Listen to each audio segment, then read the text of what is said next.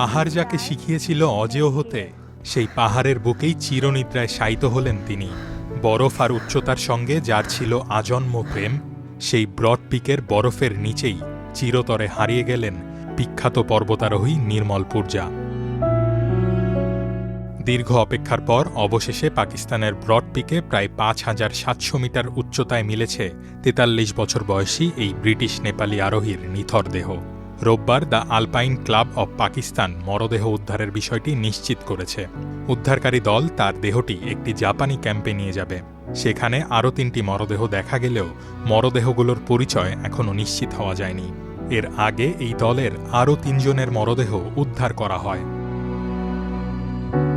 গত ৩০ জুলাই ৮,০৪৭ মিটার উচ্চতার ব্রড পিকে অভিযান চালানোর সময় ভয়াবহ তুষারধসের কবলে পড়ে নির্মল পূর্জার নেতৃত্বাধীন ১০ সদস্যের দলটি।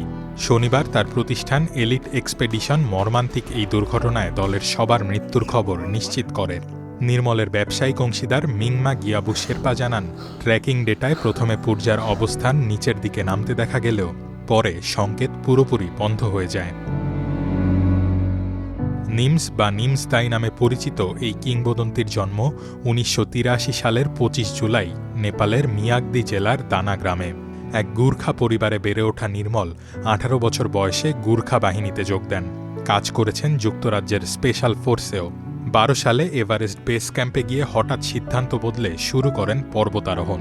প্রথম বড় সাফল্য আসে ৬,১১৯ মিটার উঁচু লোবুচে ইস্ট জয়ের মাধ্যমে। এরপর কেবলই ইতিহাস গড়ার পালা। ২০১৯ সালে প্রজেক্ট পসিবল মিশনে মাত্র ৬ মাস ৬ দিনে ৮,০০০ মিটারের বেশি উচ্চতার ১৪টি পর্বতশৃঙ্গ জয় করে পুরো বিশ্বকে তাক লাগিয়ে দেন তিনি। ভেঙে দেন ৭ বছরেরও বেশি সময়ের পুরনো রেকর্ড। আর এই অবিশ্বাস্য যাত্রা নিয়েই তৈরি হয় নেটফ্লিক্সের বিখ্যাত প্রামাণ্যচিত্র 14 পিকস নাথিং ইজ ইম্পসিবল।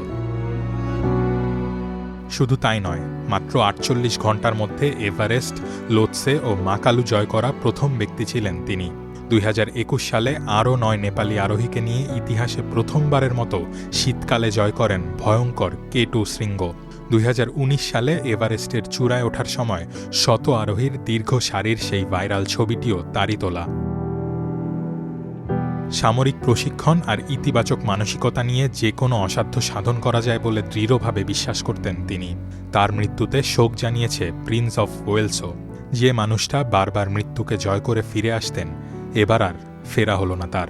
পাহাড়ের মানুষটি অবশেষে পর্বতের বুকেই চিরকালের জন্য ঘুমিয়ে পড়লেন। রোহান আদনান, প্রথম আলো।